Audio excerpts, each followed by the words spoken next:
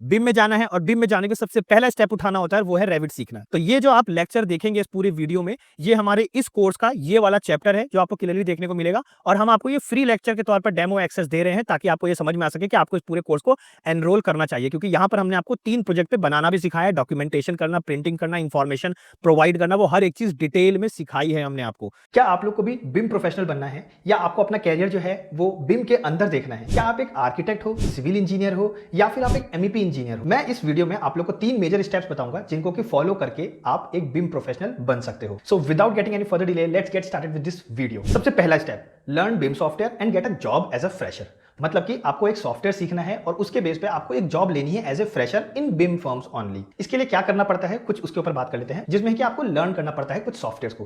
3 types की categories होती है जिनको कि आपको देखना पड़ता है। सबसे पहली कैटेगरी जो आती है वो आता है आपका कि आपको मॉडलिंग सॉफ्टवेयर आना चाहिए, 3D मॉडलिंग सॉफ्टवेयर आना चाहिए, जिसमें कि हम बिम के अंदर कंसीडर करते हैं कि आपको रेविट आना चाहिए। अल्टरनेटिव्स हैं, आप चाहे तो आर्किकैड सीख सकते हैं, लेकिन मेजर जो प्रायोरिटी रहेगी वो रेविट की तरफ रहेगी। सेकंड कैटेगरी जो है उसमें आप लोग को सीखना पड़ता है कोऑर्डिनेट सॉफ्टवेयर। कोऑर्डिनेट सॉफ्टवेयर में आता है हमारा नेविश वर्क। अगर आप नेविश वर्क नहीं भी सीखेंगे फिर भी चलेगा, लेकिन पता तो होना चाहिए कि हाँ कोऑर्डिनेटिव सॉफ्टवेयर्स में आपको नेविश वर्क का एक ओवरव्यू पता रहना चाहिए। और यहाँ पर तीसरी कैटेगरी जो आती है वो है हमारी विजुअलाइजिंग सॉफ्टवेयर की। विजुअलाइजिंग सॉफ्टवेयर वही रेंडरिंग वाले सॉफ्टवेयर। रेंडरिंग सॉफ्टवेयर में आप सीख सकते हैं एंडस्केप को। वैसे अल्टरनेटिव में आप वीरे भी सीख सकते हैं और अदर थर्ड पार्टी भी सीख सकते हैं, लेकिन मेरी जो प्रायोरिटी रहेगी वो एंडस्केप की तरफ रहेगी, क्योंकि बाहर के इंडस्ट्री में जो है वो एंडस्केप ज्यादा चलता है इन बिम इंडस्ट्री। तो ये था हमारा पहला स्टेप कि आपको ये 3 सॉफ्टवेयर जो है वो एक बार ओवरव्यू देखना है। लेकिन इनमें से अगर आपको कोई सीखना है तो वो है आपका रेविट। आपको मॉडलिंग सॉफ्टवेयर सीखना बहुत ज्यादा जरूरी है। मॉडलिंग सॉफ्टवेयर में आपको रेविट आर्किटेक्चर और रेविट स्ट्रक्चर सीखना जरूरी है। वेट होल्ड ऑन, जब आप ये सॉफ्टवेयर सीख लोगे रेविट आर्किटेक्चर, रेविट स्ट्रक्चर, उसके बाद आपको एक जॉब लेनी होती है। आप एज ए फ्रेशर आप कहीं पर जॉब ले सकते हो या किसी के साथ कोऑर्डिनेशन में काम कर सकते हो। अगर मैं आप लोग को मेरे अपने नोन में एग्जांपल बताऊं तो पिनेकल है बिम इंडस्ट्री की, तो पिनेकल ने हमारी ही यूनिवर्सिटी से, हमारे ही बैचमेट्स में से ऑलमोस्ट 10 से 15 बच्चों को जो है वो उठा के डायरेक्ट प्लेसमेंट ले लिया था। तो वो एज ए फ्रेशर उनको लेके गए, उनको सिखाया और उनसे काम करवाया। आप चाहे तो ये भी कर सकते हैं, जैसे कि मेरे, अगर मैं दूसरे फ्रेंड्स का एग्जांपल दूं तो उन्होंने क्या किया था कि उन्होंने एज ए फ्रीलांसर काम किया था। मतलब कि उनका कोई एक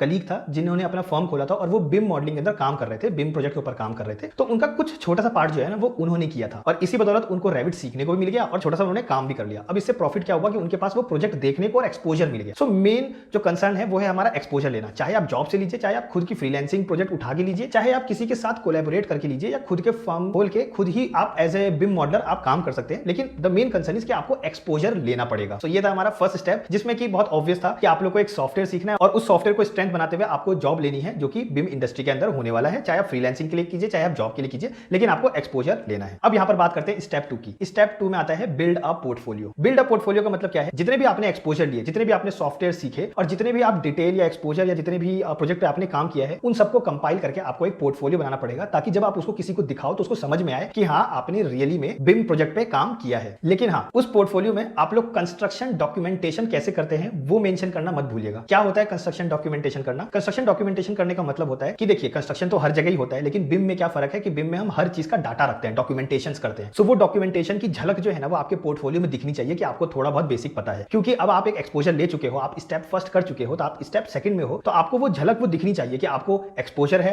आपको बिम की नॉलेज है, आपको सॉफ्टवेयर्स आते हैं और आपको साथ ही साथ डॉक्यूमेंटेशन कैसे करते हैं उसका भी बेसिक आपको नॉलेज है। स्टेप 3 पे आने से पहले हम ये समझ लेते हैं। Wait hold on, I hope so कि आपको ये पूरा लेक्चर जो है वो समझ में आ रहा होगा। बस 1 मिनट का टाइम लेके ये बोलना चाहूंगा कि आप इस पूरे कोर्स को एनरोल कर सकते हो। ये सिर्फ डेमो लेक्चर है जहां पे हम आपको बेसिक बेसिक चीजें सिखा रहे हैं। आप पूरा कोर्स नीचे डिस्क्रिप्शन में जाके अभी एनरोल कर लीजिए, सिर्फ और सिर्फ 999 रुपीज का, और आपकी स्किल्स जो है ना वो अपग्रेड हो जाएगी ऑटो कैड के अलावा, क्योंकि फ्यूचर जो है वो रेविट की तरफ जाने वाला है, बिम की तरफ जाने वाला है।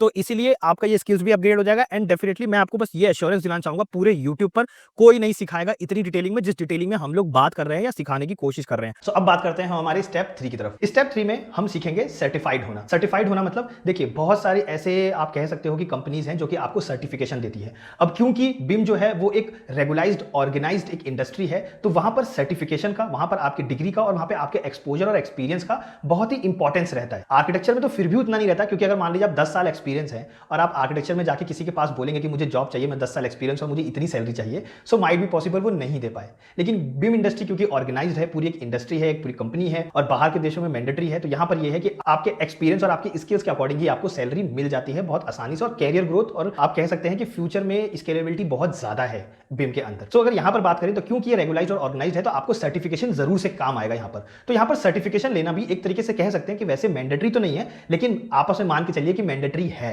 और आपको सर्टिफिकेशन ले लेना चाहिए। जनरली जिन तीन सर्टिफिकेशंस को मैं जानता हूं, मैं उनके बारे में आपको बता देता हूं, बाकी आप खुद से भी रिसर्च कर सकते हैं। जिसमें सबसे पहला आता है एसीपी। एसीपी का फुल फॉर्म है ऑटोडेस्क सर्टिफाइड प्रोफेशनल। तो ऑटोडेस्क वाले जो है वो खुद से सर्टिफिकेट दे रहे हैं। अगर आप उनकी वेबसाइट पे जाके चेकआउट करोगे, वो खुद से आपको सर्टिफिकेट प्रोवाइड करेंगे। कैसे देते हैं ये सर्टिफिकेशन, इसके ऊपर बात कर लेते हैं। ये सर्टिफिकेशन जो है वो आपको एग्जाम्स देने होते हैं और वो एग्जाम्स के थ्रू ही आपको सर्टिफिकेशन जो है प्रोवाइड कर देते हैं। उस एग्जाम को देने के लिए आपको बेयर मिनिमम कुछ फीस देनी पड़ती है, क्योंकि आप एग्जाम अटेम्प्ट कर रहे हैं, और उसके बाद अगर आप पास हो गए तो आपको सर्टिफिकेशन मिल जाएगा और उस सर्टिफिकेशन के बेस पे आप जाके जॉब ले सकते हैं एज अ बिम प्रोफेशनल। क्योंकि आपने ऑलरेडी स्टेप 1 और स्टेप 2 कंप्लीट कर लिया है, अब आप सर्टिफिकेशन की तरफ है, तो अब आप एज ए बिम प्रोफेशनल काम कर सकते हैं। अब अगर हम अपने दूसरे सर्टिफिकेशन की बात करें तो वो है बीएसपीसी।